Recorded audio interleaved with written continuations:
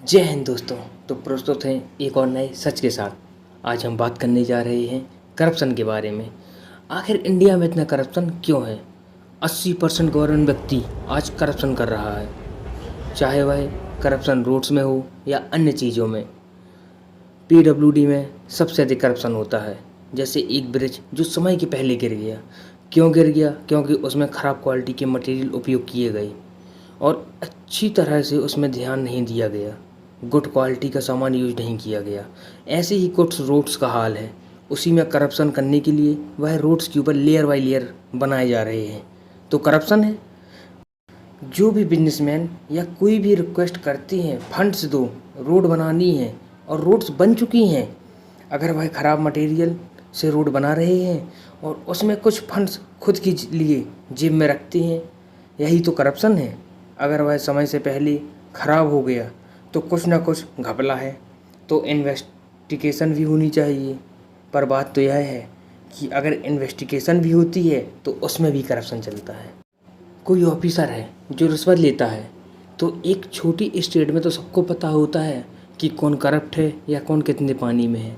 बड़ी स्टेट में नहीं पता कि वेस्टर्न यूपी में क्या होता है और ईस्टर्न यूपी में क्या हो रहा है। लेकिन एक छोटी स्टेट में सबको पता होता है कि ऑनेस्ट है या नहीं है। पर एक बात तो है कि आज के समय में डिसऑनेस्ट मैन ज़्यादा समय तक प्रोटेक्ट नहीं रह सकता, एक्सपोज हो ही जाता है। अगर एक व्यक्ति करप्ट भी है और पावर में भी है तो उसका क्या होगा? हम लोग सोचते हैं कि कोई पॉलिटिशियन ने 100 करोड़ की रिश्वत ली या कुछ भी, तो उसको पैसों की और क्या ज़रूरत होगी। पर वह इतने में भी खुश नहीं होते हैं। अब वह और करप्शन करेगा, इतने पैसों में वह सेटिस्फाइड नहीं होगा। वह आदमी दीमक की तरह हो जाएगा और अपने स्टेट व कंट्री को खोखला करता जाएगा। अधिकतम चांस है कि गवर्नमेंट व्यक्ति करप्ट है। कहते हैं कि बड़े ऑफिसर्स हमारा डिसऑनेस्ट है तो हम भी डिसऑनेस्ट बन जाएंगे, ऐसी थ्योरी चलती है। अगर हमारे साहब ऑनेस्ट हैं तो हम भी ऑनेस्ट रहेंगे, क्योंकि वह तो बड़े सख्त हैं। तो ऐसी कुछ प्रक्रिया चलती है जिसमें एक करप्ट तो एक अनकरप्ट होते हैं। दो टाइप के कुछ ऑनेस्ट व्यक्ति की वजह से काम हो रहा है। बिजली तो आ रही है ना, अभी ऐसा तो नहीं कि एवरीथिंग इज कोलैप्स्ड। पुलिस भी है, आर्मी इंटीग्रिटी के साथ वहाँ पर हमारे देश की डिफेंस कर रही है। करप्शन डिफरेंट डिपार्टमेंट में, डिफरेंट सोसाइटी में, डिफरेंट स्टेट, और सबसे कम करप्शन अभी डिफेंस में है। जैसे पॉलिटिशियन करप्ट है, आज वह भी अरेस्ट हो जाते हैं। 10-20 साल पहले वह अरेस्ट भी नहीं होते थे।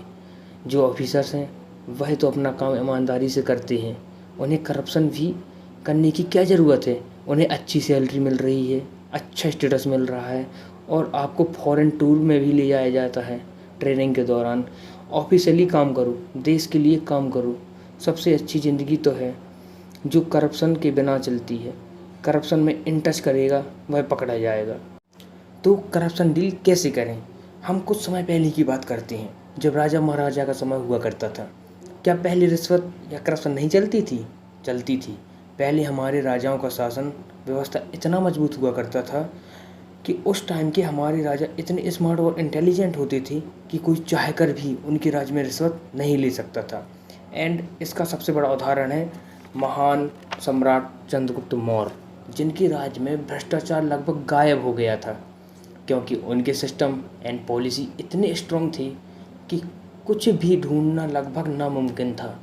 फिर भी किसी ने करप्शन करने की कोशिश की तो उसे इतनी हार्डली पनिश किया जाता था कि जैसे देखकर रूह कांप जाए। बात करते हैं उन सिस्टम की जो वह यूज किया करती थी।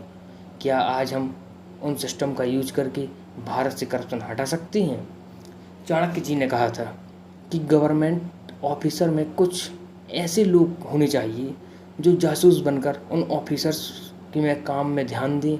कौन रिश्वत लेता है, कौन क्या करता है, उन चीज़ों की जानकारी सीधे उन्हें प्राप्त हो सके। तथा अगर किसी जासूस ने भी करप्शन करने व किसी गलत केस में किसी को फंसाने की कोशिश की तो उसे भी कठिन पनिशमेंट मिलती थी। चाणक्य जी ने कहा है कि जिसे गवर्नमेंट में ज़्यादा बड़ी पोस्ट में ऑफिसर है, ज़्यादा बात तो ज़्यादा करप्शन हो सकता है, उस पोस्ट को कभी भी परमानेंट नहीं करनी चाहिए। उस पोस्ट को कभी भी परमानेंट मत करो।